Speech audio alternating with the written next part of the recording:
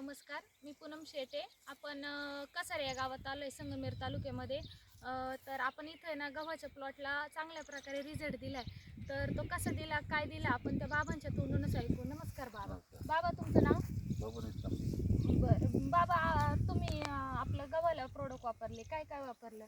खालचं सोडले औषध, नंतर वरचे मारले आणि ती जवळ 2 वर्षापासून करते मी. बरं, आपले सनेचे प्रोडक्ट तुम्ही कोणत्या कोणत्या पिकाला वापरले? गहू, कांदे, मका.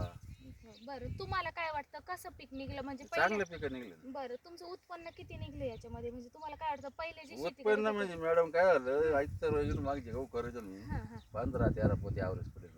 याचं 22-23 पडतं आपल्यापासून.